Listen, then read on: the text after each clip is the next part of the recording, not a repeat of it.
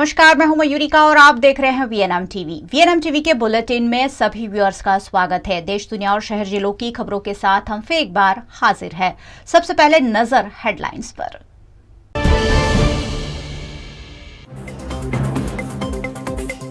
दिल्ली में सड़क से संसद तक दिन भर हंगामा, राहुल गांधी गिरफ्तार तो 19 सांसद निलंबित।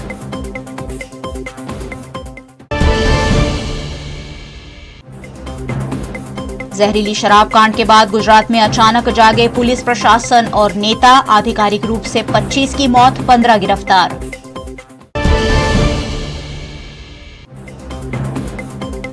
वडोदरा में बड़ौदा डेयरी की सामान्य सभा में जमकर हंगामा, पशुपालकों का उग्र प्रदर्शन।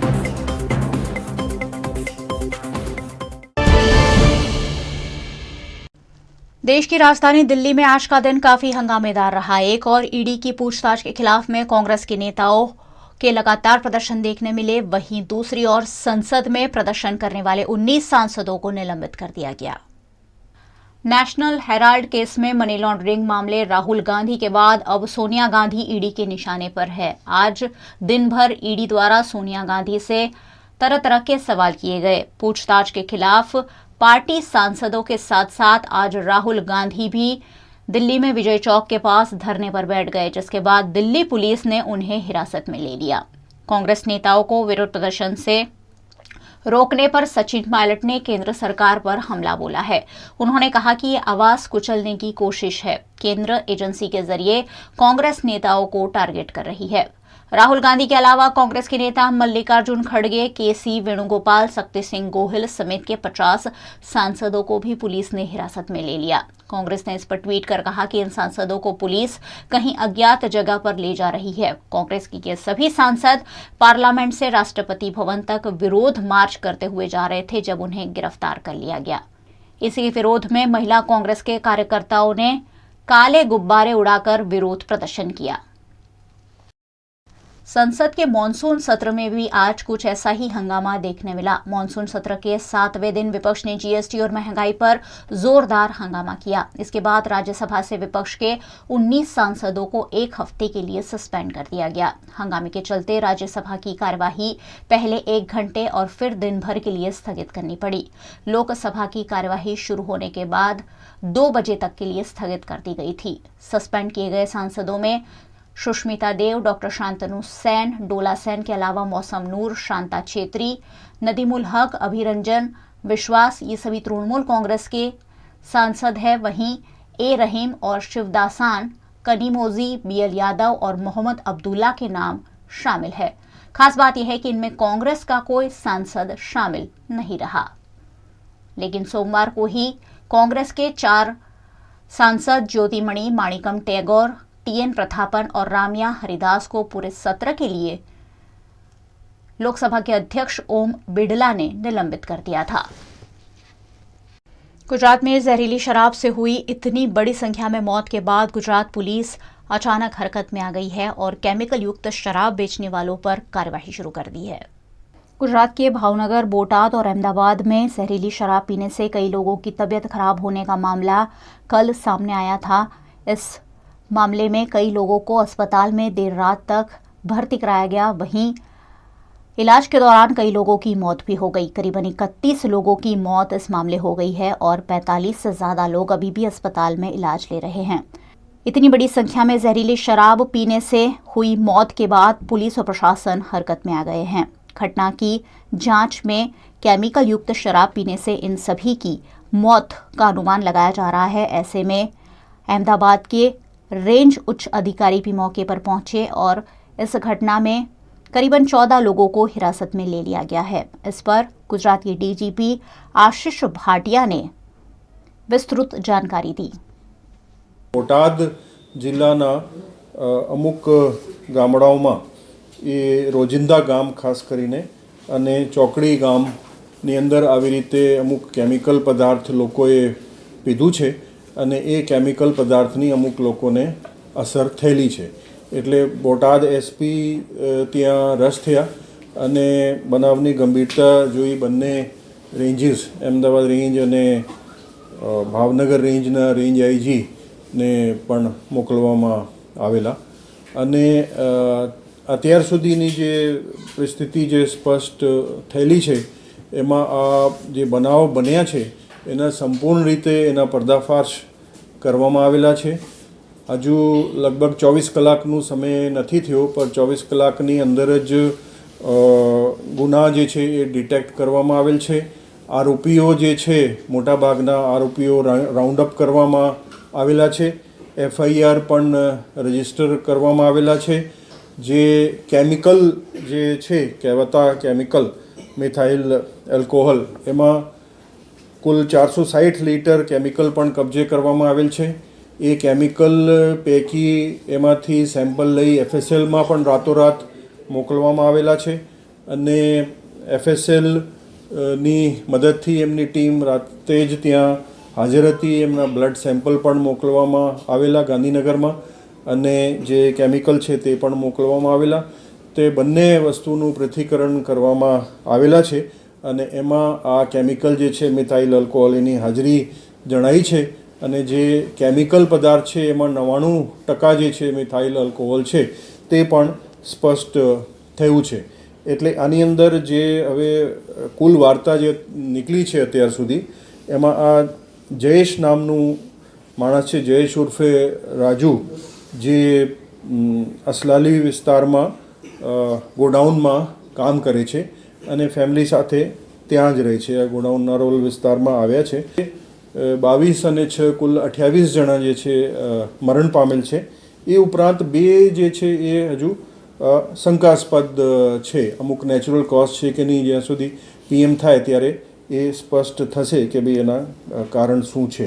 પરંતુ આકરૂ ગામ, ઉછરી ગામ અને અરી ગામ અમદાવાદ રૂરલના છે અને એ સિવાય જે બોટાદ જિલ્લાના છે એમાં રોજિંદા ગામ, ચંદરવા ગામ, દેવગના, પછી રણપરી, પછી ભીમનથુ, પછી જેવરકા અને પોલનપુર, એ ત્યાંના જે છે લોકો મરણ પામેલ છે.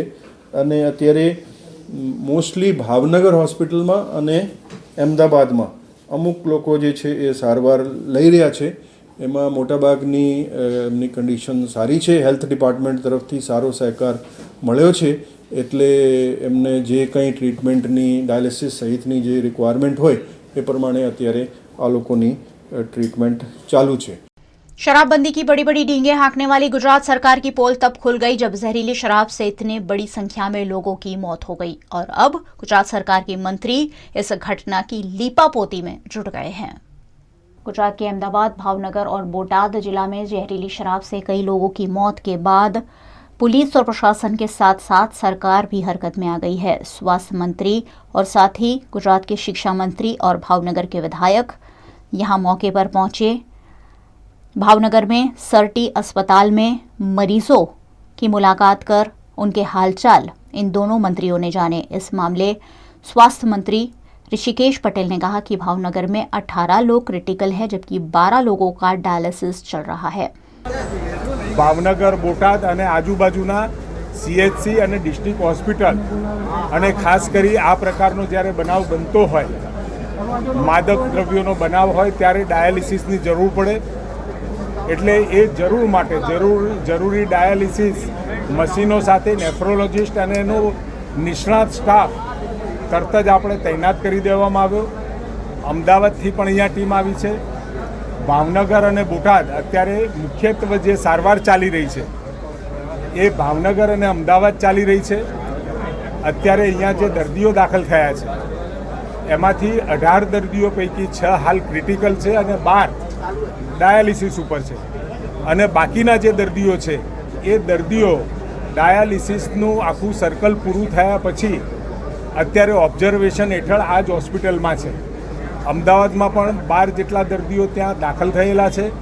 આમ અમદાવાદ અને ભાવનગર મળી અને કુલ 78 જેટલા દર્દીઓ રિપોર્ટિંગ થયા છે।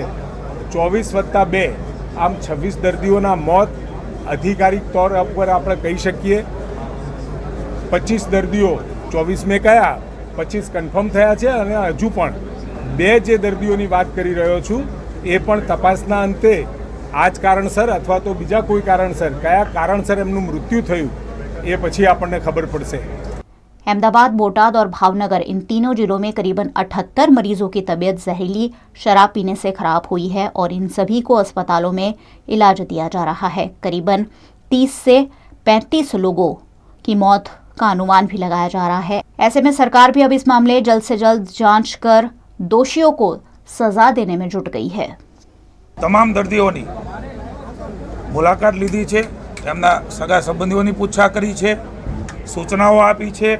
ગઈકાલે ધ્યાનમાં આવતાની સાથે જ આરોગ્ય વિભાગ ભૂપેન્દ્રભાઈના માર્ગદર્શન અને આદેશના અનુસાર તુરત જ જે ઘટના બની છે અમદાવાદ અને બોટાદ જિલ્લાના ગામડાઓમાં આરોગ્યની ટીમ મુખ્યમંત્રીશ્રીએ હર્ષભાઈને પણ સૂચના આપી। હર્ષભાઈ પણ એક્ટિવ થઈને સમગ્ર પોલીસ વિભાગ તમામ ઘરે ઘરે જઈને જેમણે પણ આ પ્રકારનું માદક દ્રવ્ય આપે વાત કરી એફએસએલનો રિપોર્ટ એનો પણ કરાવવાની સૂચના આપી છે। એ પછી તથ્યો એ બધા બહાર આવવાના છે એટલે તુરત જ પોલીસ પણ સાથે ગઈ અને હું એવું માનું છું રાજ્ય સરકારની સતર્કતા મુખ્યમંત્રીનું ત્વરિત પગલું લેવું એમના કારણે આપ પણ જાણો છો કે અનેક દર્દીઓ મોતના મુખમાંથી બચાવી શક્યા છીએ। જે કોઈ આ ઘટનામાં કદાચ મોડા પડ્યા હોત તો એમનું મોત પણ થઈ શક્યું હોત। આ ઘટના દુઃખદ છે।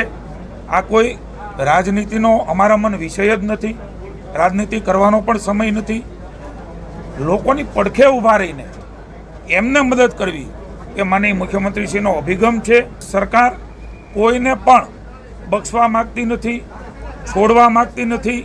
આખી ઘટનાને તપાસના અંતે જે કોઈ કસૂરવાર છે, ચાહે કેમિકલની ફેક્ટરીવાળા હોય, ચાહે વેચવાવાળા હોય, ચાહે કોઈ પણ ઘટનાની અંદર અધિકારીઓનો પણ સામેલગીરી હોય તો રાજ્યની સરકાર એમાં સખ્તમાં સખ્ત પગલાં લે છે અને જે ઘટના બની છે એમાં જે કસૂરવાર છે એમના ઉપર પણ એ ચાર્જશીટ કરવાનો ફ્રેમ આવે ત્યારે પણ એમને સખ્તમાં સખ્ત કાયદાની જોગવાઈમાં સજા થાય એમના માટેની માનનીય મુખ્યમંત્રીશ્રીની સૂચનાઓ એ ખૂબ સખ્તાઈથી આપવામાં આવી છે।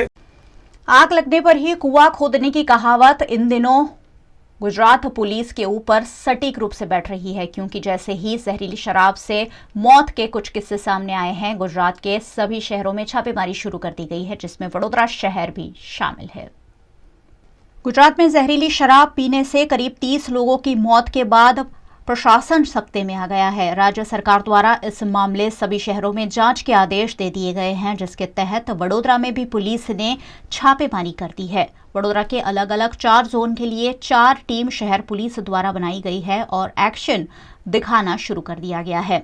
वडोदरा के फतेहगंज, नंदेसरी, जवाहर नगर इलाके में चेकिंग शुरू की गई है, जहां देशी शराब बेचने वाले लोगों के खिलाफ वडोदरा पुलिस कार्रवाई कर रही है। वडोदरा में भी जहरीली शराब से कई लोगों की मौत जैसी कोई घटना ना घटे, उस पर कार्रवाई शुरू कर दी गई है। एकता नगर, छाणी कैनाल, अनगढ़ में देशी शराब बेचने वाले कई लोगों को हिरासत में भी लिया गया है।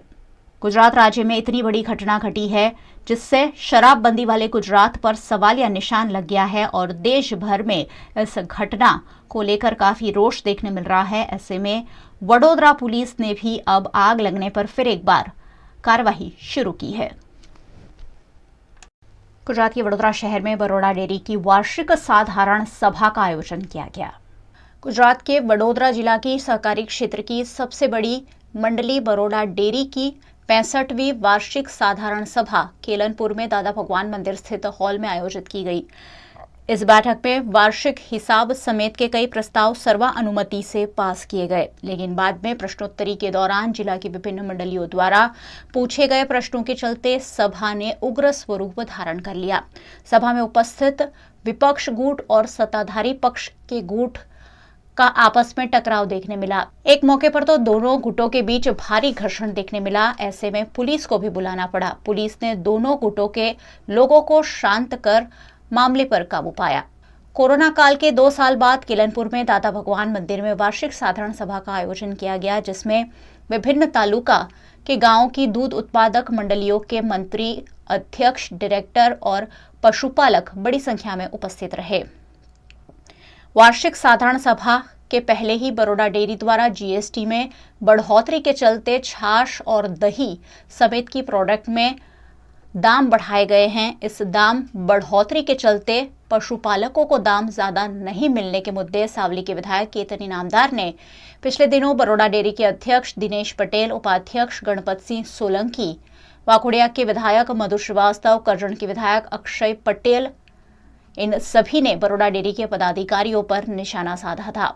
ऐसे में बरोड़ा डेयरी की वार्षिक साधारण सभा में हंगामा होने का अनुमान पहले से ही लगाया जा रहा था।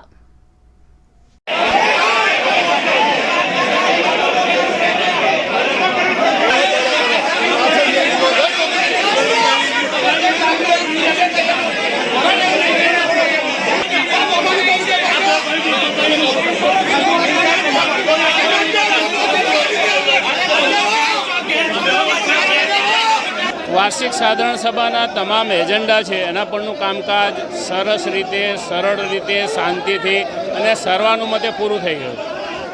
સભાનું કામકાજ પૂરું થઈ ગયા પછી કોઈપણ સભ્યને કંઈ રજૂઆત કરવી હોય, ચર્ચા કરવી હોય તો એના માટેની અમને છૂટ આપી. એમાં એક સભ્ય દ્વારા ઊભા થઈ અને જ્યારે સંબોધન કરવાનું શરૂ કર્યું ત્યારે જે ઉપસ્થિત પ્રતિનિધિઓ છે એ અભણ છે એવો શબ્દ વાપર્યો. એના લીધે કેટલાક પ્રતિનિધિઓ ખીજાયા છે અને એમના વચ્ચે ઘર્ષણ થયું છે. બાકી સાધારણ સભાના કામકાજમાં કોઈ ઘર્ષણ થયું નથી. આજની સાધારણ સભા આ એક કાયદેસરનો નિયમ છે કે વાર્ષિક સાધારણ સભા મળે અને એમાં આ હિસાબો અને કામકાજ છે મંજૂર થાય. એમાં આપવા લેવાનું કંઈ ના હોય. હા, આજે ભાવફેરની રકમ જાહેર થઈ એ 72 કરોડ રૂપિયા ભાવફેર જાહેર કરવામાં આવી. ખાલી એક બે મંડળીવાળા બનાસકાંઠાની વાત લઈને નીકળ્યા છે, પણ બનાસકાંઠાને બરોડા ડેરીના કોઠામાં આસમાન જમીનનો ફરક હોય ત્યારે દૂધ મંડળીના એક બે વ્યક્તિ કે વાત માનવામાં ના આવે, પણ સમગ્ર દૂધના પ્રતિનિધિઓ 1200 મંડળીઓ કહેતા હોય તો હું બનાસકાંઠાના ભાવે પણ જો ચાલુ કરું તો दूध उत्पादकों खूब मोटो नुकसान। 24 साल रिश्ता VNM टीवी से, रिश्ता विश्वास का। सत्य जरूरतों का गुलाम ना बन जाए, ये जिम्मेदारी है हमारी। सत्य तमाशा ना बन जाए, लगातार कोशिश है हमारी। सच का सच, झूठ का झूठ, नहीं छोड़ेंगे कोई कसर। हम है आपकी आवाज, दोनों पलटों पर होगी बराबर नजर। बच्चे हैं देश का भविष्य, उनको देंगे नया आकार, नए भारत का होगा सपना साकार। VNM यानी न्यूज, व्यूज और मनोरंजन, दिन भर आपके साथ।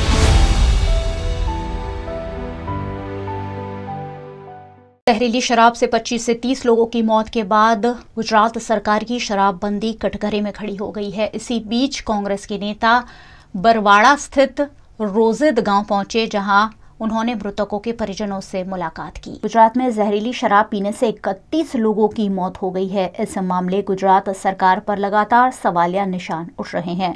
गुजरात में कहने को तो शराबबंदी है, लेकिन सभी को पता है कि गुजरात के हर शहर में, हर जिले में, हर कस्बे में, हर मोहल्ले में शराब बेरोक टोक बिकती है, जिसके पीछे कहीं ना कहीं पुलिस और साथ ही सरकार की भी बड़ी भूमिका सामने आती रहती है। ऐसे में बरवाड़ा में बनी जहरीली शराब कांड के बाद कांग्रेस के नेता पीड़ितों के परिजनों से मुलाकात करने पहुंचे। कांग्रेस के विधायक जिग्नेश मेवाणी और गुजरात प्रदेश कांग्रेस के अध्यक्ष जगदीश ठाकुर समेत के कांग्रेस के नेताओं ने परिजनों से मिलकर उन्हें न्याय दिलाने का आश्वासन दिया।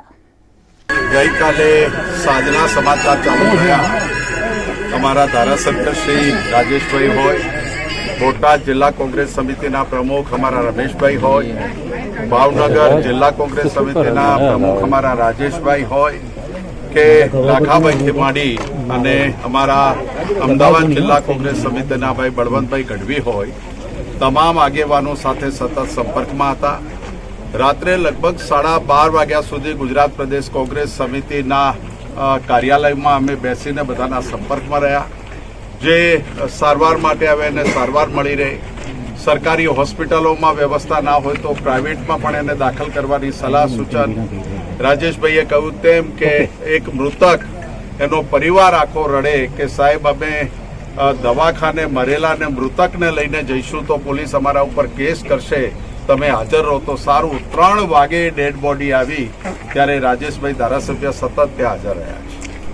આ આખું જોતા એવું લાગે છે અને મેં સવારે પણ પ્રેસ કોન્ફરન્સમાં કહ્યું છે કે દરેક તાલુકામાં અને દરેક જિલ્લામાં ભારતીય જનતા પાર્ટી દ્વારા જથ્થાબંધ દેશી દારૂનો ધંધો કોણ કરશે નક્કી, જથ્થાબંધ ઇંગ્લિશ દારૂનો ધંધો કોણ કરશે એ નક્કી છે. અને એ જથ્થાબંધ જે દારૂનો દેશી ને ઇંગ્લિશનો ધંધો કરે છે એને પોલીસ કાયદેસરની મંજૂરી આપે છે. પીડિત પરિવારોને હું મળ્યો, મારી સાંત્વના તો પાઠવી, પણ સૌથી મોટો સવાલ એ છે કે રાજ્યની સરકાર અને રાજ્યના પોલીસ વિભાગના આઈપીએસ અધિકારીઓ જે બંને બુટલેગરો સાથે મળી ગુજરાતના એક જિલ્લાના એક તાલુકામાં આ દારૂના અડ્ડા ચલાવે છે, ડ્રગ્સનો કાળો કારોબાર કરે છે, એના કારણે હજુ કેટલા જીવન જોખમાશે. જેટલા લોકો પણ મરી ગયા છે આ લઠ્ઠાકાંડમાં, બધા દેવી પૂજક, ઠાકોર, દલિત, આવા સૌ શ્રમજીવી મજૂરી કરનારા ગરીબ પરિવારના માણસો. 2009ના અમદાવાદના લઠ્ઠાકાંડમાં પણ જે લોકો મર્યા એ દેવી પૂજક, ઠાકોર, દલિત આવા ગરીબ વર્ગના હતા. એમાંથી રાજ્યની સરકારે કોઈ બોધપાઠ ના લીધો, ફોર્માલિટી પૂરતું દેખાડો કરવા પૂરતું એક તપાસ પંચ નિમ્યું, થોડા ટાઈમ પૂરતા અધિકારીઓને સસ્પેન્ડ કર્યા અને પછી જેવી લોકોની એ કિસ્સા ઉપરથી નજર હટી ગઈ તમામ અધિકારીઓ નોકરીમાં પાછા લઈ લીધા. એ જ પ્રમાણે આ તપાસનો રેલો કસૂરવાર તમામ ઉચ્ચ અધિકારીઓ સુધી જશે કે કેમ એ તો જ શક્ય છે મારી દ્રષ્ટિએ જો નિલદીપ રાય જેવા એક તટસ્થ અધિકારીના મોનિટરિંગ અને સુપરવિઝનમાં એસઆઈટીની રચના થાય. અત્યારે જે ડીવાયએસપીને એસઆઈટીમાં મૂક્યા છે એ ડીવાયએસપી દ્વારા સંચાલિત એસઆઈટીમાં મને 1% ભરોસો નથી. નીલામ થયેલી રાજ્યની સરકાર પોતાની આબરૂ બચાવવા અને થોડોક ટાઈમ મીડિયાના કારણે, મીડિયાના પ્રેશરના કારણે જે માહોલ ગરમાયો છે એ મીડિયાનું પ્રેશર હોય ત્યાં સુધી એકાદ બે એએસઆઈ, પીએસઆઈ અને અમુક એકાદ બે બુટલેગરોને ધરપકડ કરશે. બાકી આખા પંથકમાં આપણે જાણીએ છીએ, આખા વિસ્તારમાં સેંકડોની તાદાદમાં દારૂ વેચાય છે, અનેક બુટલેગરો છે, ઉચ્ચ અધિકારીઓ સુધી હપ્તા જાય છે. એ તમામની સામે જો તપાસ ના થાય અને ઉચ્ચ અધિકારીઓ સુધીના ઓફિસરોને જો ડિસમિસ કરવામાં ના આવે અને પીડિત પરિવારોને 10 લાખ રૂપિયા સુધીનું વળતર આપવામાં આવે, આવી હું માગણી કરું છું. जैसे जैसे मानसून की बरसात बरसती जा रही है, वडोदरा शहर में गड्ढों की संख्या भी बढ़ती जा रही है. खुद मेयर के वार्ड में इतने बड़े बड़े गड्ढे पड़ गए हैं जो अप्रिय घटनाओं को न्योता दे रहे हैं. हर साल वडोदरा का यही हाल होता है. मानसून के साथ ही सड़कों पर इतने गड्ढे पड़ जाते हैं कि सड़क दिखना मुश्किल हो जाए. इन दिनों वडोदरा की शायद ही कोई ऐसी सड़क बची हो जहां गड्ढे ना हो. और वडोदरा महानगर पालिका के मेयर के खुद के वार्ड नंबर 8 में तो बड़े बड़े गड्ढे पड़ गए हैं. सड़क पर ही इतने बड़े गड्ढे पड़े हैं जो अप्रिय घटनाओं को न्योता दे रहे हैं. वार्ड नंबर 8 में पड़े हुए ऐसे ही गड्ढे में उतरकर वडोदरा शहर यूथ कांग्रेस के प्रवक्ता ध्रुव पंड्या ने आपत्ति जताते हुए वडोदरा महानगर पालिका के मेयर केयूर रोकड़िया पर निशाना साधा. આ મેયરજીનો વોર્ડ છે, વોર્ડ નંબર 8 છે. અહીંયા આગળ મેયર થોડા દિવસ પહેલા જે દવાનો સાફ કરવા આવ્યા હતા ત્યારે તેમને આ ભૂવો જોવો નહીં હોય. અત્યારે તમે જોઈ શકો છો કે ભૂવો પડે 24 કલાક થયા છે પણ કોઈ પણ જાતની કામગીરી કરવામાં આવી નથી. મેયર પોતે વડોદરાના ટેકનિકલ મેયર છે અને એમના ભૂવાઓ પણ ટેકનિકલ જ છે. તેથી આજે અમે મેયરને સદબુદ્ધિ આપી અને મેયરની આંખો ખુલે માટે નારિયેળ વધારી અને અગરબત્તી સળગાવીને એમને માતાજી બુદ્ધિ આપે એવી પ્રાર્થના કરી છે અને જલ્દીથી જલ્દી આ ભૂવાનું જે છે નિરાકરણ કરવામાં આવે. તમે જોઈ શકો છો થોડે દૂર પર અહીંથી કોર્પોરેટરનું ઘર આવ્યું છે, સ્થાનિક કોર્પોરેટરનું, તો પણ અહીંયા આગળ 24 કલાક થઈ કોઈ આગળ ફરક આવ્યું નથી. અહીંયા આગળથી આવતા જતા બાઇક ચાલક કે કોઈ માણસ પડી જશે તો તેની જવાબદારી કોની લેશે? શું મેયર આની જવાબદારી લેશે? શું મેયર દ્વારા જો પોતાના વોર્ડમાં જ कामगिरी કરવામાં ना आती तो मेयर स्वेच्छिक रीते राजीनामું આપી દે. वीएनएम टीवी पर वक्त है एक छोटे से ब्रेक का. बने रहिए हमारे साथ. ब्रेक के उस पार भी खबरों का सिलसिला लगातार जारी रहेगा. देखते रहिए वीएनएम.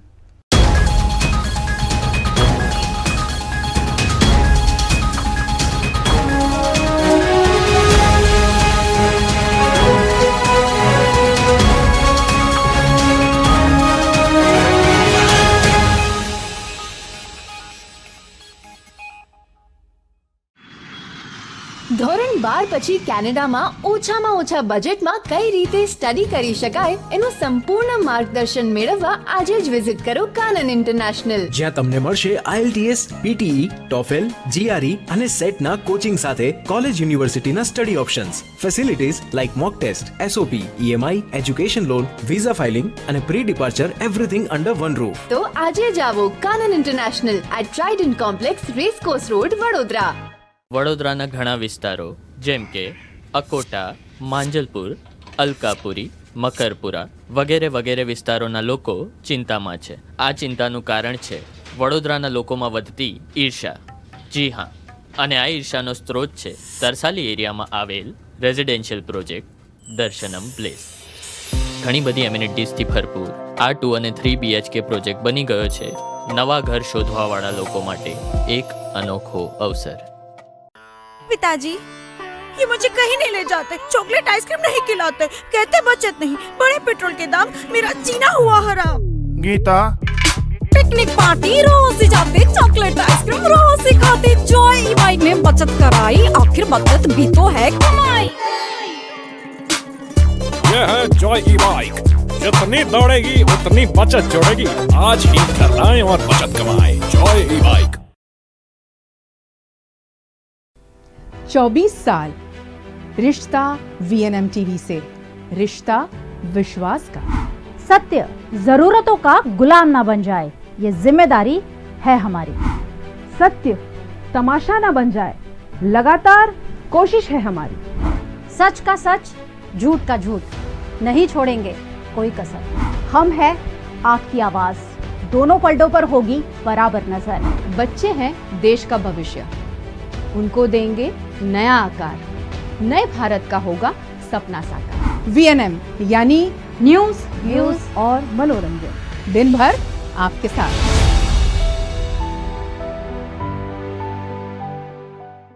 अल्लाह का एक नेक बंदा केरल से अल्लाह के घर तक यानी मक्का मदीना तक पैदल ही निकल पड़ा है. जहां जहां से अल्लाह का ये बंदा गुजर रहा है, हजारों की संख्या में लोग उसकी सुरक्षा और सलामती की दुआ कर रहे हैं.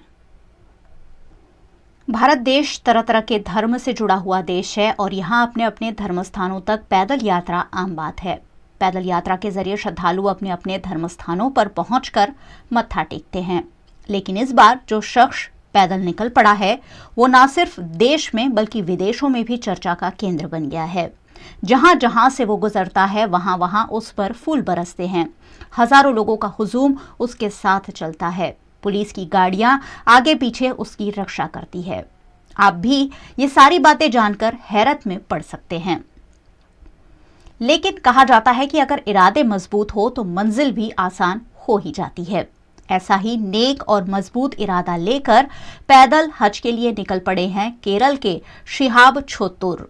अपने जुनून को हकीकत में बदलने वाले केरला के रहने वाले शिहाब ने ठान ली है कि वो पैदल हज यात्रा कर केरला से मक्का तक जाएंगे. पिछले दिनों वो अंकलेश्वर से, फिर वडोदरा से गुजरे और अब पंचमहाल के कालोल से वो गुजरे, जहां हजारों की संख्या में हर धर्म के लोगों ने उनका स्वागत किया, उनका सम्मान किया. केरला से पैदल हज यात्रा पर निकले शिहाब ने 2023 में हज से पहले मक्का पहुंचने का लक्ष्य रखा है. शिहाब छोत्तुर केरल से निकलकर भारत के कई राज्यों से गुजरते हुए पाकिस्तान, ईरान, इराक, कुवैत और अंत में सऊदी अरब के पवित्र शहर मक्का पहुंचेंगे. शिहाब छोत्तुर ने अपनी इस अनोखी पैदल यात्रा के बारे में उनकी तैयारी को लेकर कहा कि उन्हें तैयारी में करीब 6 महीने का समय लग गया, क्योंकि यात्रा की परमिशन लेने के लिए उन्हें कई बार एम्बेसीज के चक्कर तक काटने पड़े. देश के आखिरी छोर केरल के मलप्पुर जिले के कोटुक्कल के पास अठावनाड इलाके के रहने वाले हैं शिहाब छोत्तुर.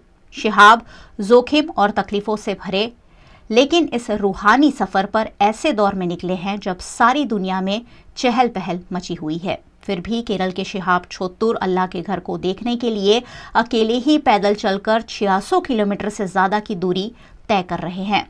शिहाब केरल से चलकर राजस्थान से पाकिस्तान, ईरान, इराक, कुवैत और सऊदी अरब जैसे देशों का सफर तय करते हुए करीब 8 महीने बाद अगले साल तक मक्का पहुंच जाएंगे. दिन में कम से कम 25 किलोमीटर चलने वाले शिहाब हल्का ही सामान अपने साथ कैरी कर रहे हैं ताकि सफर में उन्हें परेशानी ना हो। शिहाब कहते हैं कि अनजान इलाकों का सफर तो हिंदुस्तान छोड़ने के बाद शुरू होगा, जो बेहद ही मुश्किल, जोखिम और तकलीफों से भरा होगा। उन्होंने कहा कि मैं कोई तंबू नहीं ले जा रहा हूं क्योंकि मैं दिन के उजाले में ही चलना चाहता हूं, लेकिन बाद में मुझे एक तंबू खरीदना ही पड़ेगा। इन दिनों सभी लोग शिहाब के लिए दुआ कर रहे हैं कि रब ऐसे नेक इरादे वाले लोगों की हिफाजत करे और उन्हें अपने घर का दीदार नसीब फरमाए। हाल ही में घोषित किए गए सीबीएसई और जीएसईबी समेत की परीक्षाओं में वडोदरा के आरजे विजन के स्टूडेंट्स ने बेहतरीन परिणाम प्राप्त कर स्कूल के साथ साथ संस्था का भी गौरव बढ़ाया है। वडोदरा के आरजे विजन एजुकेशनल इंस्टीट्यूट के स्टूडेंट्स हमेशा ही वडोदरा में अव्वल आते हैं। हाल ही में central board of secondary education यानी सीबीएसई ने 10वीं और 12वीं कक्षा के परिणामों का ऐलान किया है, जिसमें वडोदरा के आरजे विजन की काव्या शाह ने 10वीं कक्षा में दूसरा स्थान वडोदरा शहर में हासिल किया है। काव्या ने 99% हासिल किए हैं, जिससे काव्या के साथ साथ परिजन भी काफी खुश है। Firstly, I would like to give the credit to RJ Vision because they have helped me throughout the 10th standard. Even with the changes in exam pattern, nothing affected their help for me. So yes, I joined RJ Vision in 10th standard, and I have been working since. Well, I have been in the schedule since for a very long time, but it wasn't like board specific. उसने बहुत मेहनत की है और through out पूरे साल उसने पूरे शेड्यूल में रह के टाइम टेबल फॉलो करके पूरा स्टडी किया है। And this is the result. कोई भी स्ट्रेस नहीं देना चाहिए बच्चों को, और जो फ्लो में जाता है, हाँ, टाइम टेबल से पढ़ना चाहिए, हर रोज़ पढ़ना चाहिए, कंटिन्यू स्टडी करनी चाहिए, तो हो जाता है आराम से, बच्चे गोल अचीव कर लेते हैं। पिछले दिनों गुजरात बोर्ड द्वारा घोषित किए गए परिणामों में भी 10वीं कक्षा की आरजे विजन की छात्रा झील शाह ने 96% के साथ तीसरा स्थान पाया था। झील ने अपनी सफलता का श्रेय शिक्षकों, माता पिता और साथ ही आरजे विजन को दिया है। मेहनत तो की थी, लेकिन फर्स्ट ऑफ ऑल जो श्रेय वो जाता है पेरेंट्स को और फिर विजन को। विजन में डाउट सेशंस और वो सब होते हैं, पीएफसी मिलती है, फैकल्टी अच्छी है, और पेरेंट्स जो घर में एनवायरनमेंट देते हैं वो अच्छा है, इसलिए कंसिस्टेंसी और एक पॉइंट है बस। मेहनत तो करनी पड़ती है सबको, लेकिन 16-15 आवर्स, हाँ, पढ़ना पड़ता है 10 आवर अ डे मिनिमम। ये गुजरात बड़ौदा में इसका जीएसईबी में 3rd रैंक आया है इसका, वडोदरा में सिटी टॉपर। और झील यहाँ विजन, आरजे विजन में 6th स्टैंडर्ड से पढ़ रही है और अभी भी कंटिन्यूस इसके साथ में ही है। अभी उसका 3rd रैंक आया है सिटी में, तो इसका श्रेय मैं पहले तो गॉड को दूंगी, दूसरा है मेरी बेटी की मेहनत को, और 3rd one is none other than ये आरजे विजन। आरजे विजन ने हमें इतनी, ये 6th स्टैंडर्ड से पूरा इतना मेहनत करवाया है, और ये सब उनकी मेहनत और मेरी बेटी की, दोनों की मेहनत की वजह से उसका अभी सिटी में 3rd रैंक आया है। आरजे विजन द्वारा नेशनल साइंस ओलंपियाड जैसी तैयारियां भी करवाती है, जिसमें आरजे विजन के स्टूडेंट मन्नत बख्शाणी ने गोल्ड मेडल हासिल किया है। उन्होंने अपनी सफलता का श्रेय साझा करते हुए अन्य छात्रों को भी प्रेरणा दी। मैं नेशनल साइंस ओलंपियाड है उसमें गोल्ड मेडल जो मुझे मिला है वो सब ये आरजे विजन की वजह से ही मुझे मिला है, क्योंकि इधर की कोचिंग ने, इधर के टीचर्स ने मुझे बहुत हेल्प की है नेशनल साइंस ओलंपियाड में गोल्ड मेडल लाने के लिए। इधर की टीचर्स है बहुत फ्रेंडली है, क्वालिफाइड है और बहुत क्विक रिस्पांस मिलता है। एक इनका एक अलग से टीचिंग पैटर्न है, एक अलग से बैच है जिसमें हम लोग पढ़ते हैं जो नेशनल साइंस ओलंपियाड के लिए है। कितने साल से आप आरजे से जुड़े हुए हो और किसको श्रेय देना चाहूँगा खास करके? मैं आरजे विजन में 3 साल से हूँ। मैं 6th स्टैंडर्ड से आरजे विजन में ही आता हूँ और जब भी मैं आया हूँ आरजे विजन में, जब से आता हूँ तब से मुझे नेशनल साइंस ओलंपियाड में गोल्ड मेडल मिल रहा है पिछले 3 सालों से, और मैं इसका पूरा श्रेय आरजे विजन मेरे पेरेंट्स को देना चाहूँगा। मैं जो युवा है उनको ये मैसेज देना चाहूँगा कि अगर आप अच्छी तरह पढ़ो तो आप ज़िंदगी में कुछ भी प्राप्त कर सकते हैं। बच्चा गोल्ड मेडल लाए, वो भी कंटिन्यूस 3 इयर्स से ला रहा है। मैं पूरा श्रेय आरजे विजन को देना चाहती हूँ because they are very quick, different method हैं, टेक्नोलॉजीज़ बहुत लेटेस्ट हैं और बहुत हेल्पफुल स्टाफ है, मैं ये कहना चाहती हूँ। आरजे विजन के बोर्ड के टॉपर्स में कई छात्रों ने 100 में से 100 मार्क्स हासिल किए हैं। ऐसे में आरजे विजन परिवार में खुशी का माहौल देखने मिला। इस सेलिब्रेशन को सबने साथ मिलकर मनाया। आरजे विजन के छात्र अंशुमन ठाकुर ने बायोलॉजी में 100 में से 100 मार्क्स हासिल किए हैं। वहीं कनिका खन्ना ने भी बेहतरीन प्रदर्शन किया है। बहुत खुशी है और हम सब ने जितना हो सकता था हमने बहुत मेहनत की और आज के जो टीचर्स हैं उन सब ने हमारा बहुत सपोर्ट किया, बहुत हमें अच्छे से पढ़ाया और इसलिए इतने अच्छे मार्क्स। मैं पर्सनली 2 साल से हूँ इधर 11th और 12th से, और दोनों 11th और 12th मैंने NEET competition as well as board के लिए ज्वाइन किया था ताकि साथ साथ प्रिपेयर हो, और उसके लिए आज ज्वाइन किया। इन विद्यार्थियों के बेहतरीन परिणाम के पीछे आरजे विजन की मेहनत साफ साफ देखने मिलती है। हर साल इस संस्था के स्टूडेंट हर जगह टॉप करते हैं और वडोदरा के साथ साथ गुजरात का भी गौरव बढ़ाते हैं। शराबबंदी के बावजूद गुजरात में जहरीली शराब पीने से 30 से ज्यादा लोगों की मौत मामले गुजरात प्रदेश कांग्रेस अध्यक्ष जगदीश ठाकुर ने सरकार को आड़े हाथों लिया है। गई काले जे बनाव बन्यो अमे लोको रात्रे लगभग 12 वाग्या सुधी गुजरात प्रदेश कांग्रेस समितिनी ऑफिसमां हता। बोटाद, भावनगर, अमदावाद जिल्लो, धंधुका, रोजिद बधा विस्ताરના આગેવાનો સતત સંપર્કમાં હતા। ખૂબ ભયાનક પરિસ્થિતિ હતી। સારવાર માટે પણ જે રીતે કેસો આવી રહ્યા હતા એની સારવાર કરવી પણ મુશ્કેલી હતી, સ્ટાફની પણ તકલીફ હતી। સૌથી પહેલાં તો જે લોકોના લઠ્ઠાકાંડમાં મૃત્યુ થયા છે તેના પરિવારને સાંત્વના પાઠવું છું। એના ઘરમાંથી એક કમાનાર વ્યક્તિ જતો રહ્યો છે, એ દુઃખના ભાગીદાર અમે થઈએ છીએ। અને સવાલ ઊભા થાય છે કે વારંવાર ગુજરાતમાં આવા લઠ્ઠાકાંડ કેમ બને છે। મને કેટલાક સરપંચ અને આગેવાનોએ કહ્યું કે જગદીશભાઈ 2 દિવસથી આ થયું છે। આખું પોલીસ તંત્ર અને ભાજપની સરકાર આ લઠ્ઠાકાંડને દબાવી રાખી છે। 7 થી 10 કેસ તો એવા છે કે જે આ લઠ્ઠાકાંડનો ભોગ બન્યા પણ ગુનો થયો છે એવી માનસિકતામાં હોસ્પિટલ ગયા વગર એમના મૃત્યુ થયા અને એમની અંતિમ વિધિ થઈ ગઈ। 60થી વધારે લોકો હોસ્પિટલ છે, 50% કરતાં વધારે પરિસ્થિતિ ખરાબ છે। મારી સરકારને વિનંતી છે કે પોલીસ દારૂ રોકી નથી શકતી। પોલીસ અને રાજકીય લોકો, ભારતીય जनता પાર્ટીની સરકારને હું કહેવા માંગુ છું કે પોલીસ અને રાજકીય લોકો આ દારૂના ધંધામાં 30% ભાગીદાર છે। એવો મારો આક્ષેપ નથી, હું સાબિત કરી શકું એમ છું। પહેલા દારૂ સાયકલ ઉપર આવતો અથવા લોકોની કમરે બાંધીને ટ્યુબમાં આવતો, પછી સાયકલ ઉપર આવતો થયો, રિક્ષામાં આવતો થયો, છોટા હાથી કે આઈસરમાં આવતો થયો। અને હું પ્રૂવ કરી બતાવવા તૈયાર છું। જો હર્ષ સંઘવી અને ભારતીય જનતા પાર્ટીના પ્રમુખ CR પાટીલ સાહેબ મારી સાથે આવે તો પ્રૂવ કરવા, સાબિત કરવા માંગુ છું કે ગુજરાતમાં કન્ટેનરમાં દારૂ આવે છે। એક કન્ટેનર આવવાનું હોય ત્યારે 50-100 ગાડી ઊભી રહી હોય અને જે ફિલ્મી દ્રશ્યો દેખાય છે એવા દ્રશ્યો છે। આ કન્ટેનર આવે છે, 100 ગાડી એની પેટીઓનું કટિંગ કરી અને જુદા જુદા વિસ્તારોમાં જાય છે। જેમ હોલસેલ માર્કેટ હોય એમ ભારતીય જનતા પાર્ટીની સરકારમાં બેઠેલા કેટલાક તંત્રના જાણકાર લોકો ભાગીદાર છે।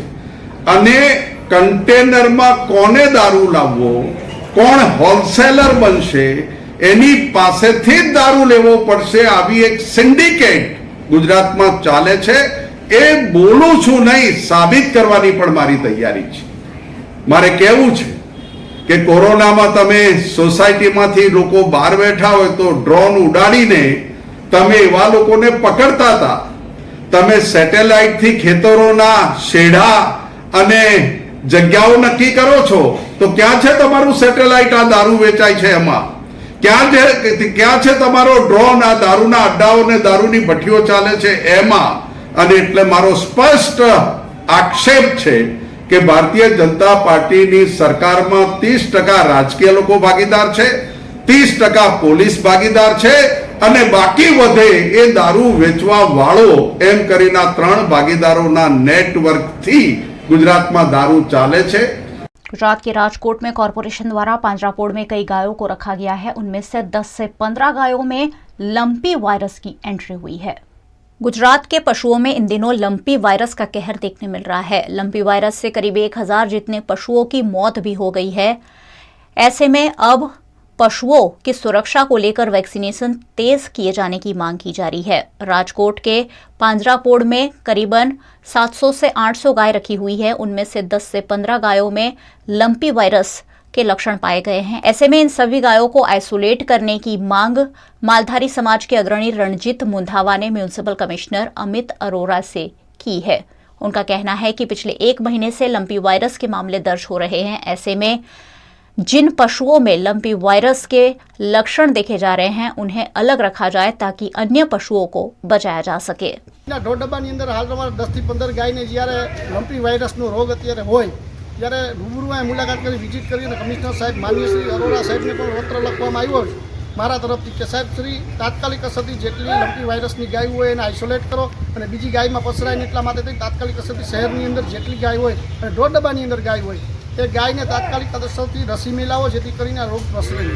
માલધારીનું મહામૂલું પશુધન આજે જ્યારે ઢોરડબ્બાની અંદર અત્યારે હેરાન થતું હોય ત્યારે તાત્કાલિક અસરથી જે વેન્ટિલેટર ડૉક્ટર છે આપણા કોર્પોરેશનના અધિકારીઓ એને વેક્સિન લઈ અને જિલ્લાની અંદર જે પશુપાલન ખાતું નિયામક છે એને પણ તાત્કાલિક અસરથી તમારે જાણ કરવી અને તાત્કાલિક અસરથી તમામ લોકોએ ભેગા મળી કોર્પોરેશનને જિલ્લો ભેગા મળીને ગઈકાલે જ 126 ગાયને જિલ્લાની અંદર જ્યારે રોગ આવ્યો હોય ત્યારે ફરી રાજકોટના મહાનગરપાલિકાના ઢોરડબ્બાની અંદર આજે જ્યારે ગાયને લંપી વાયરસની અસર હોય ત્યારે તાત્કાલિક અસરથી એને રસી મેળવવી જોઈએ આ મારી માંગ છે। આ લઈ અને મેં રાજકોટના કમિશનર સાહેબને પત્ર પણ લખવામાં આવ્યો છે કે તાત્કાલિક અસરથી આની જે પણ कार्यवाही થતી હોય रसी मेलवानी थी आइसोलेट करवानी थी करवानी।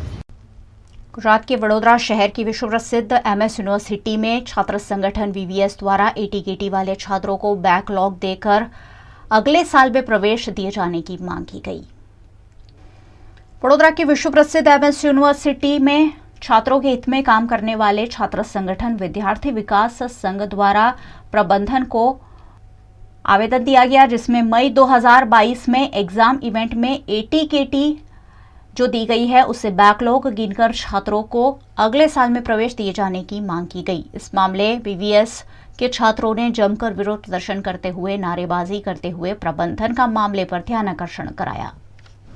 माता के वंदे मातरम वंदे मातरम की नहीं चलेगी तानाशाही नहीं चलेगी नहीं चलेगी नहीं चलेगी तानाशाही नहीं चलेगी यूनिवर्सिटी के सम्मान में VVS मैदान में। अप्रैल महीने में जब वो हमने ऑनलाइन एग्ज़ाम की स्ट्राइक की थी तब ये हमारी VC सर साथ बात हुई थी कि जो ये यूनिवर्सिटी ऑफलाइन एग्ज़ाम लेंगी तो उसमें किसी भी विद्यार्थी को डिटेन नहीं करेगी और नो डिटेन पॉलिसी रखेगी क्योंकि कभी काफ़ी सारे विद्यार्थी है जो बिहार से आते हैं जो जम्मू कश्मीर से आते हैं तो वहाँ पे इंटरनेट नहीं था तो वो विद्यार्थी जो हैं वो उस समय ऑनलाइन नहीं पढ़ पाए हैं तो उन विद्यार्थी को वही विद्यार्थी जो है ये एग्ज़ाम में फेल हुए हैं तो वो किसी भी विद्यार्थी को डिटेन ना किया जाए इस वजह से हम यहाँ पे इकट्ठा हुए हैं और हम यहाँ पे आंदोलन कर रहे हैं।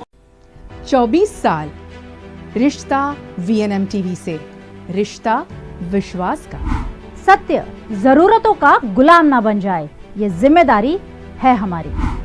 सत्य तमाशा ना बन जाए लगातार कोशिश है हमारी। सच का सच झूठ का झूठ नहीं छोड़ेंगे कोई कसर। हम है आपकी आवाज दोनों पलटों पर होगी बराबर नजर। बच्चे हैं देश का भविष्य उनको देंगे नया आकार नए भारत का होगा सपना साकार। VNM यानी न्यूज व्यूज और मनोरंजन दिन भर आपके साथ।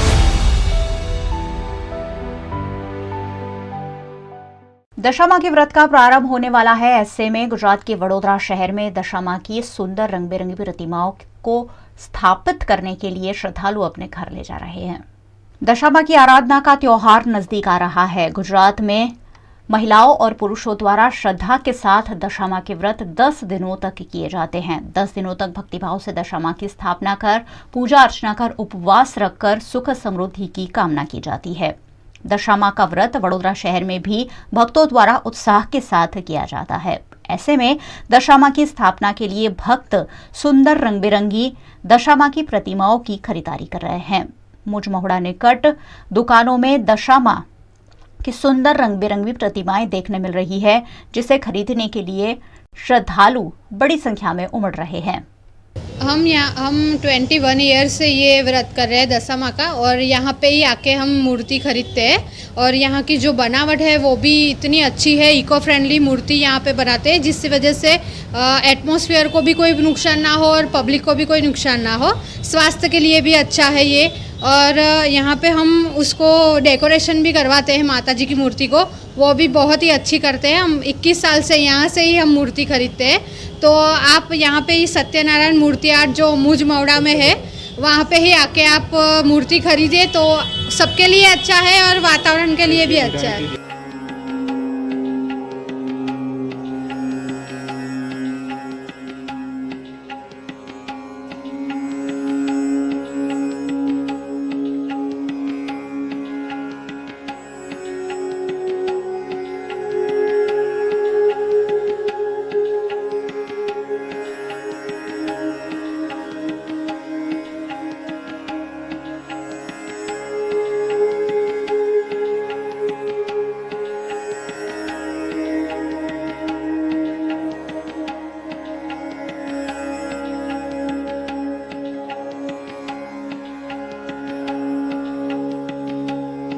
कोरोना काल के 2 साल में त्योहारों पर जैसे कि ग्रहण लग गया था और त्योहारों को सीमित रूप से ही मनाया जा रहा था, लेकिन इस बार त्योहार पर कोई पाबंदी नहीं होने की वजह से दशामा के व्रत को लेकर भक्तों में और साथ ही प्रतिमाएं बेचने वाले दुकानदारों में भी देखने मिल रहा है।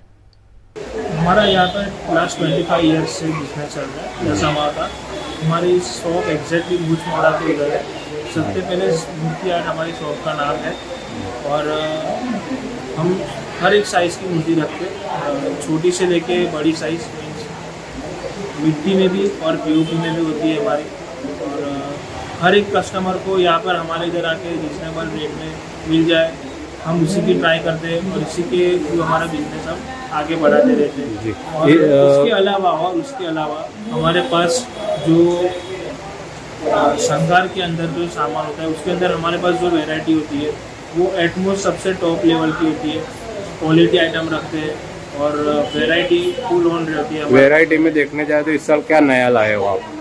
इस साल नया हमारे पास मीडियम साइज़ के अंदर बहुत सारी अलग अलग वैरायटी आई है पीओपी के अंदर, और बड़ी साइज़ के अंदर भी है 6 फुट के अंदर, 5 फुट के अंदर। देखने जाए तो गए साल से ये साल भाव में कैसा है, मूर्ति में क्या है रेट? लास्ट ईयर से हम देखने जाए तो जैसे कि आपको सबको पता ही है कि पेट्रोल के प्राइसेस हाई हुए, उसके लिए थोड़ा बहुत इंक्रीमेंट हुआ है, लेकिन हमने ट्राई किया है कि जो लास्ट ईयर के रेट है उसके साथ हम मैच कर पाए और कस्टमर को हो सके उतना सहूलियत मिल पाए, उसकी हमने ट्राई करी है ये बार भी। और उसके साथ साथ हमारे जो डेकोरेशन का जो भी होता है सामान, उसके अंदर भी हो सके हमने उतनी वैरायटी के अंदर लेकिन कम प्राइस के अंदर रख के कस्टमर को देने की ट्राई करी है। लास्ट सवाल, ग्राहकों को क्या कहना चाहेंगे वडोदरा के?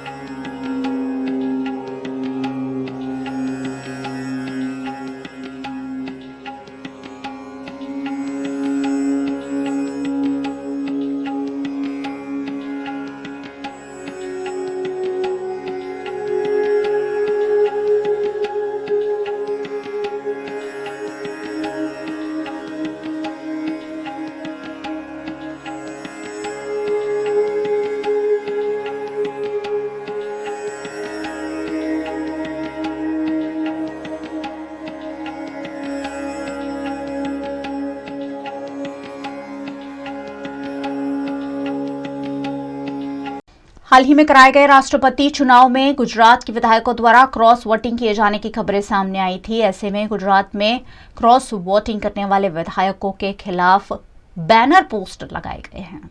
राष्ट्रपति चुनाव में गुजरात से करीब 7 कांग्रेस विधायकों द्वारा क्रॉस वोटिंग किए जाने की खबरें सूत्रों के आधार पर सामने आई थी, जिसके बाद जूनागढ़ के विसावदर मत इलाके में किसानों के साथ गद्दारी करने वाले के खिलाफ बैनर लगाए गए हैं। कई गांव में इसी तरीके के बैनर दिखने मिल रहे हैं, जिसमें पैसे लेकर किसानों के साथ गद्दारी करने वालों को गांव में प्रवेश करने पर रोक लगाई गई है। भैसाण, खारचिया, विजापुर, मेदपरा समेत के कई गांवों में इसी तरीके के बैनर देखने मिल रहे हैं। क्रॉस वोटिंग का मामला सौराष्ट्र तक पहुंच गया है और यहां गद्दारों को पहचान कर अगले चुनाव में वोट नहीं देने की बात बैनरों के जरिए लोगों तक પહોંચાઈ જા રહી છે। અમારા ગામમાં 5 કરોડ રૂપિયા લઈ ખેડૂતો સાથે અન્યાય કરવાના બેનરો લાગ્યા। ખરેખર જેને બેનર લગાડ્યા એ સાચા જ લગાડ્યા છે, પણ રાષ્ટ્રપતિની ચૂંટણીમાં 5 કરોડ રૂપિયા લઈ ક્રોસ વોટિંગ કરનાર કોઈ પણ હોય, જો પક્ષ સાથે ગદ્દારી કરી શકતા હોય તો ખેડૂતો સાથે શું નથી કરવાના પૈસા માટે? કહેવાય છે કે એ ઘણા વાતો કેવી કરે છે કે સિંહ ખડ ન ખાય, પણ ખરેખર 5 કરોડ રૂપિયા ખાઈ જાય। એટલે આવા લોકોએ વિજાપુરમાં મત માગવા જ ન આવવું। આગામી ચૂંટણીમાં અમારું ગામ ભાજપને સહકાર આપશે અને સંપૂર્ણ મતદાન ભાજપ તરફી જ થશે। મારું નામ દિનેશભાઈ મૈતર, ગામ આણંદપુર। આજે સવારે સરપંચ સાથે વાત થઈ અને ગામના બધા લોકો એકત્રિત થયા અને વાતચીત થઈ કે ભાઈ આ જે વાતો ચાલી રહી છે ધારાસભ્ય દ્વારા કે હું ગામનો એક રોષ છે કે આવા લોકોની આપણે કોઈ જાતની કઈ જરૂરિયાત છે નહીં, ખોટા તાઇફાઓ કરે છે, સિંહ ખડ ન ખાય એવા મેસેજો બોલે છે સભાઓમાં અને ફરી પાછા ક્રોસ વોટિંગ કરે છે। તો આપણા પક્ષે આવા લોકોની કોઈ જાતની નોંધ લેવી ન જોઈએ અને ખૂબ મોટા પ્રમાણમાં ગામડાના ખેડૂતોનો રોષ છે ધારાસભ્ય વિરોધ। અને આગામી દિવસોમાં ભારતીય જનતા પાર્ટી સક્ષમ છે, સક્ષમતાથી ચૂંટણી લડશે અને વિસાવદર વિધાનસભા જીતશે એનો અમને પૂરો વિશ્વાસ છે। લોકો અમારી સાથે છે, એટલે ધારાસભ્યએ કોઈ જાતના ખોટા તાઇફાઓ કરવાની જરૂરિયાત છે। वडोदरा के मांजलपुर की अंबे स्कूल में हाल ही में छात्र प्रतिनिधियों का चयन हुआ है। उन सभी का शपथ विधि ग्रहण समारोह आयोजित किया गया। वडोदरा के मांजलपुर इलाके में अंबे स्कूल कार्यरत है, जहां हजारों की संख्या में छात्र पढ़ाई करते हैं। 2 साल के कोरोना काल के बाद फिर एक बार स्कूल को सुचारू रूप से शुरू किया गया है। ऐसे में हाल ही में छात्र प्रतिनिधियों का चुनाव हुआ था। इन सभी प्रतिनिधियों को इन्वेस्टर सेरेमनी में कर्तव्य निष्ठा की शपथ दिलवाई गई। हेड बॉय, हेड गर्ल से लेकर सभी स्टूडेंट काउंसिल के प्रतिनिधियों को कर्तव्य निष्ठा की शपथ दिलवाकर उनकी भूमिका उन्हें समझाई गई। इस मौके पर वडोदरा पुलिस की शी टीम खास मौजूद रही और शी टीम ने शी टीम की कार्यप्रणाली छात्रों तक पहुंचाई और जरूरत पड़ने पर शी टीम की सहायता कैसे ली जा सकती है उस पर मार्गदर्शन भी दिया। आज अंबे स्कूल मांजलपुर में इन्वेस्टिचर सेरेमनी थी और उसमें शी टीम यहाँ पर प्रेजेंट आई है। यहाँ पर जो भी स्टूडेंट्स हैं उनको ओथ दिलाई, उनका जो इन्वेस्टिचर सेरेमनी है वो हुआ और यहाँ पर जो भी पेरेंट्स और स्टूडेंट्स प्रेजेंट है उनको हमने शी टीम के बारे में बताया कि शी टीम कैसे महिलाओं, बच्चों और सीनियर सिटीजन्स के लिए काम करती है और इनको जब भी कोई समस्या है तो शी टीम का कांटेक्ट कर रहे हैं। और मैं यहाँ पर जो भी हेड गर्ल, हेड बॉय और जीएस बने हैं उनको कंग्रेचुलेट करती हूँ। आज हमारी स्कूल में काउंसिल मेंबर्स मतलब हेड बॉय, हेड गर्ल और हाउस कैप्टन्स उन सब का इन्वेस्टिचर सेरेमनी था, जिसको हिंदी में हम अलंकरण समारोह बोलते हैं। एक अंग्रेजी में कहावत है कि school is a cradle of democracy.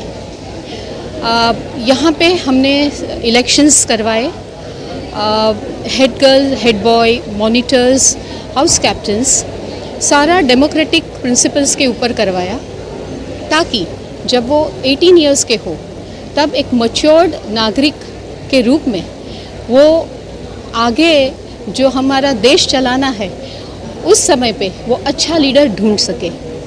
ये जो हमारी प्रक्रिया है उसके अंदर हम बच्चों को ये सिखाते हैं कि कैसे अच्छा लीडर बना जाता है, कैसे अच्छा लीडर चुना जाता है, सारे प्रोटोकॉल्स कैसे मेंटेन करने होते हैं और लीडरशिप क्वालिटीज़ क्या क्या बच्चों में होनी चाहिए, जिससे स्कूल अच्छे से हमारी चल सके।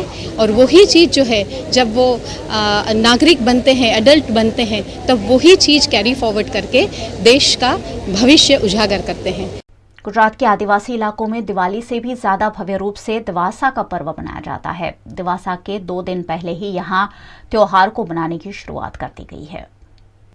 गुजरात के कई आदिवासी इलाकों में आज भी आदिवासी संस्कृति की झलक को काफी हद तक ताज़ा रखा गया है। ऐसा ही एक जिला है छोटा उदेपुर, जहां बड़ी संख्या में आदिवासी लोग आज भी निवास करते हैं। छोटा उदेपुर के नसवाड़ी तालुका के छोटी उमर गांव में इन दिनों दिवासे का जश्न मनाया जा रहा है। दिवासे को आदिवासी समाज द्वारा दिवाली से भी बड़े उत्सव के रूप में मनाया जाता है। ऐसे में दिवासे के 2 दिन पहले से ही जश्न की शुरुआत हो गई है। छोटी उमर गांव में आदिवासी समाज की महिलाओं ने एक जैसे कपड़े पहनकर, एक जैसे लोक संगीत, एक जैसी धुन और एक जैसे ताल से ताल मिलाकर एक दूसरे के हाथ में हाथ पिरोकर खूबसूरत नृत्य प्रस्तुत किया। दिवासे के त्योहार को लेकर यहां आनंद, उमंग और उत्साह देखने मिल रहा है। 2-3 दिनों तक ग्रामजनों द्वारा ऐसे ही दिवासे का पर्व मिलजुल कर मनाया जाता रहेगा।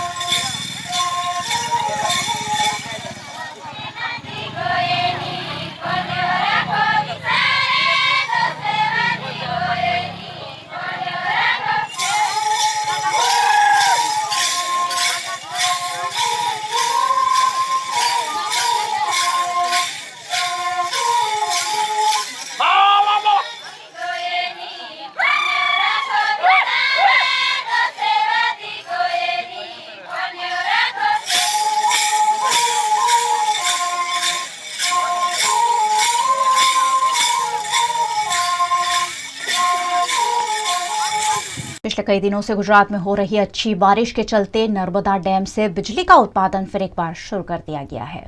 गुजरात के नर्मदा जिला के गरुड़ेश्वर तालुका के स्टैच्यू ऑफ यूनिटी पर एकता नगर पर सरदार सरोवर नर्मदा डैम का जलस्तर लगातार बढ़ रहा है। लगातार हो रही बारिश के चलते डैम का जलस्तर करीबन 127 मीटर के आसपास पहुंच गया है। डैम से करीबन 1.5 लाख क्यूसेक पानी की इनकम हो रही है।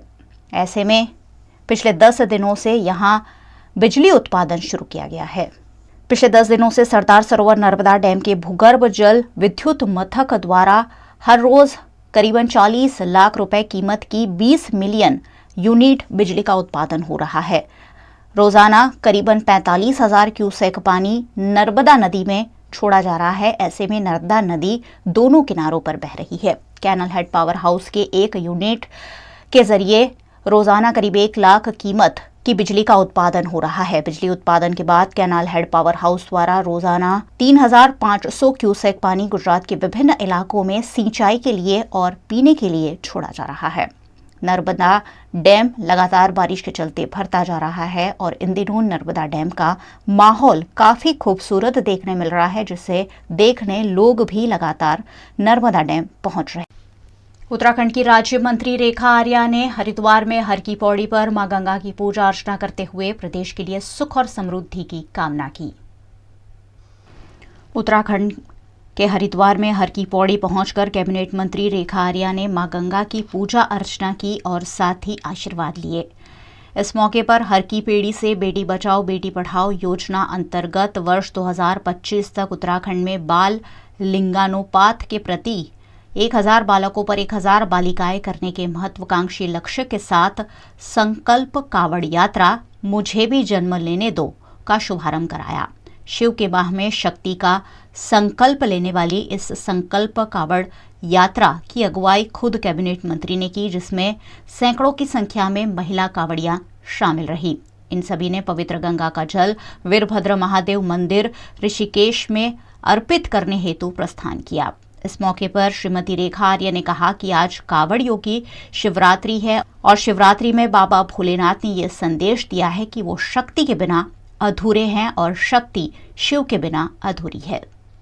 आज कावड़ियों की शिवरात्रि है और इस शिवरात्रि में निश्चित रूप से जिस प्रकार से बाबा भोलेनाथ ने यह संदेश दिया कि वह शक्ति के बिना अधूरे हैं और शक्ति जो है वह शिव के बगैर अधूरी है, तो आज का ये संकल्प इस उद्देश्य के साथ में है, संत महात्माओं का आशीर्वाद लेते हुए कि हमारे प्रदेश में अथवा हमारे देश में किसी भी प्रकार से हमारी कन्या जो जन्म लेने का अधिकार रखती हैं उन्हें जन्म लिया देना चाहिए और हम सब को कन्या भ्रूण हत्या के खिलाफ जो है स्वयं भी संकल्प लेना चाहिए कि नहीं हो और दूसरे को भी ऐसा नहीं करने देना चाहिए।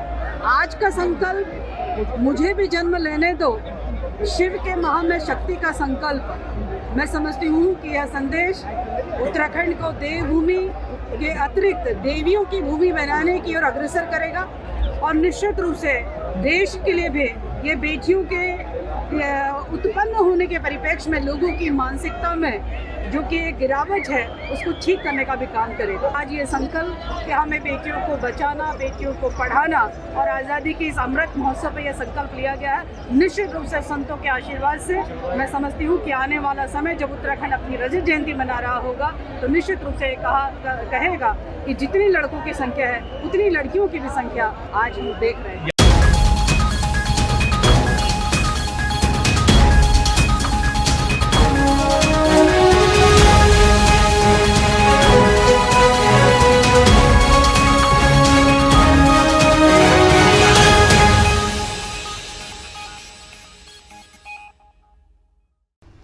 वीएनएम न्यूज रूम से आज बस इतना ही। वीएनएम के समाचारों को आप रोज रात 9 बजे फेसबुक और यूट्यूब पर लाइव भी देख सकते हैं। साथ ही आप डेली हंट, वोडाफोन टीवी, जियो टीवी जैसे ओटीटी प्लेटफॉर्म्स पर भी वीएनएम की खबरों को 24 घंटे लगातार देख सकते हैं। देखते रहिए वीएनएम, जुड़े रहिए वीएनएम के साथ। नमस्कार।